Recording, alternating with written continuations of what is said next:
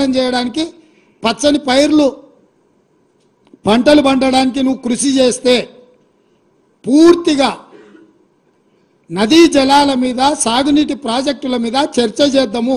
చర్చ జరిగినంతసేపు నువ్వు కూర్చోవాలి. నువ్వు మాట్లాడినంతసేపు, ఎంతసేపు అయినా మాట్లాడు, నువ్వు, నీకు అనుమతిస్తాము, నిన్ను అభ్యంతర పెట్టము. నువ్వు నీ అల్లుడు, ఎందుకంటే 5 ఏళ్ళు ఆయన మంత్రి, 5 ఏళ్ళు ఈయన మంత్రి సాగునీటి ప్రాజెక్టు, 5 ఏళ్ళు ఈయన ముఖ్యమంత్రి, 10 ఏళ్ళు ఈయన ముఖ్యమంత్రి, 5 ఏళ్ళు ఆయన ఆర్థిక మంత్రి.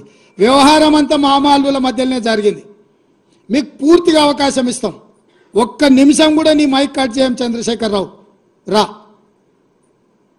ప్రతి డాక్యుమెంట్ తీసుకొని నేను, మా మంత్రివర్యులు ఉత్తమ్ కుమార్ రెడ్డి గారు మేము మాట్లాడతాం. వాస్తవాలను ప్రజలకు చెప్పుదాం.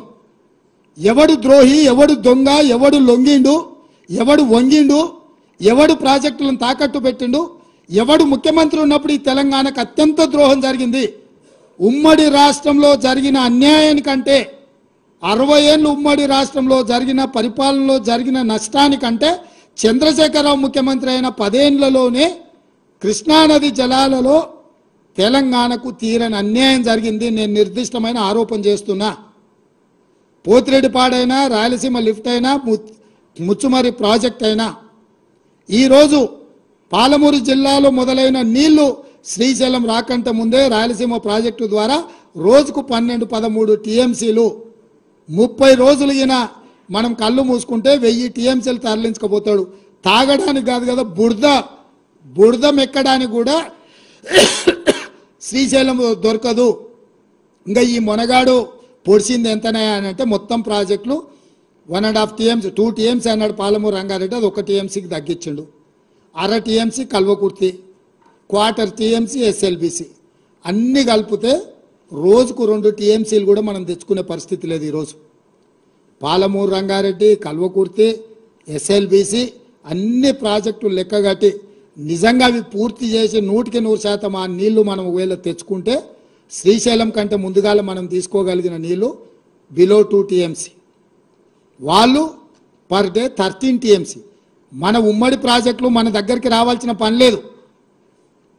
వాడు ధైర్యంగా మన దగ్గరకు వచ్చి మన ప్రాజెక్టులు స్వాధీనం చేస్తున్నాం. అవతల ఇప్పుడు పోతిరెడ్డిపాడో లేకపోతే రాయలసీమనో ముచ్చుమర్రి దగ్గరికి మనం పోయి ఆపగలుగుతామా?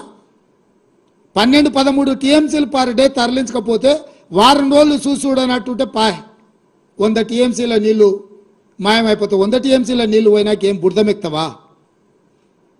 ఇవాళ అవతలున్న ప్రాజెక్టులు ఎట్లా పాలనో చెప్పమని చంద్రశేఖరరావును. 10 ఏళ్ళు గాడిదలు కాసిండా చంద్రశేఖరరావు?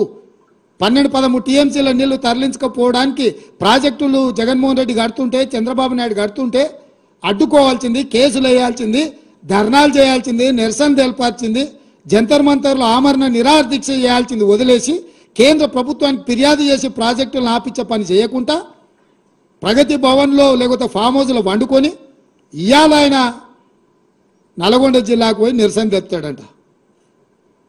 నల్గొండ జిల్లాకు నిరసన కంటే ముందు అసెంబ్లీకి రా. అసెంబ్లీలో చర్చశాలలో 2 రోజులు వైట్ పేపర్తో సహా ప్రాజెక్టుల మీద, స్వాధీనం చేసే విషయాల మీద చర్చ చేద్దాము. 2 రోజులు సరిపోలేదంటే అదనంగా కూడా చర్చ పెడదాము.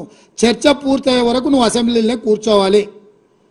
కాళ్ళు నొప్పి, కంటి నొప్పి, పంటి నొప్పి అని ఇంట్లో వండుకొని నువ్వు నాటకాలు వేస్తే నీ నాటకాలను ప్రజలు గమనిస్తలేరు అనుకోకు చంద్రశేఖరరావు.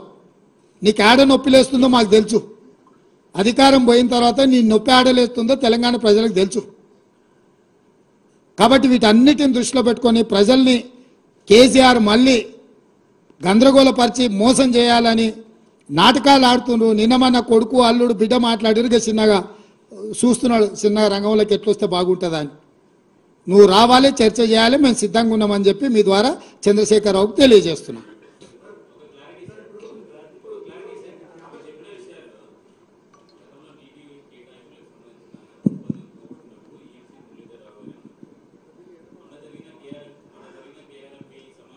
సమావేశంలో జరిగిన దాంట్లో కూడా మురళీధరరావు గారే ఉన్నారు.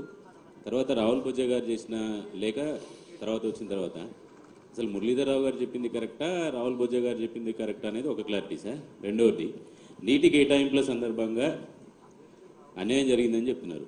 నల్గొండ జిల్లాకు ఎస్ఎల్బిసి టన్నెల్ అనేది కీలకమైంది. అది పెండింగ్ ప్రాజెక్టుగా ఉంటుంది కదా, నీటి కేటాయింపులే లేనప్పుడు ఎస్ఎల్బీసీకి నీళ్ళు ఎలా వస్తాయి? ఆ ప్రాజెక్టులు ఆమోదం పొందినరు, దానికి వరద జలాల మీద అనుమతులు ఉన్నాయి. అది ఉమ్మడి రాష్ట్రంలోనే అనుమతులు ఉన్నాయి కాబట్టి ఉమ్మడి రాష్ట్రంలో మంజూరైన ప్రాజెక్టులను పూర్తి చేయడానికి ఎలాంటి అభ్యంతరాలు పెట్టొద్దని ఆనాడు ఈ చట్టంలోనే మా ప్రభుత్వం పొందుపరిచింది. రాష్ట్ర విభజన తరువాత ప్రారంభించిన ప్రాజెక్టులకే కొత్తగా బోర్డు అనుమతి తీసుకోవాలి. రాష్ట్ర విభజన చట్టం అపాయింటెడ్ డే రాకంటే ముందు ఉన్న ప్రాజెక్టుల అన్నిటికీ కూడా నిరభ్యంతరంగా ప్రాజెక్టులను పూర్తి చేసుకోవచ్చు. కాబట్టి ఎస్ఎల్బీసీ ప్రాజెక్టును పూర్తి చేసుకోవడానికి ఎలాంటి ఇబ్బందులు లేవు. అందుకే దానికి చిత్తశుద్ధి ఒకటే అవసరం. చంద్రశేఖరరావుకి చిత్తశుద్ధి లేకుండే కాబట్టి ఆ ప్రాజెక్టు పూర్తి కాలే. ఇప్పుడు ఉత్తమ్ కుమార్ రెడ్డి గారికి చిత్తశుద్ధి ఉంది, సొంత జిల్లా కాబట్టి తొందరలోనే 18 నెలల ప్రాజెక్టును పూర్తి చేసి 2 ఏళ్ల నల్గొండకి ఇవ్వాల్సిన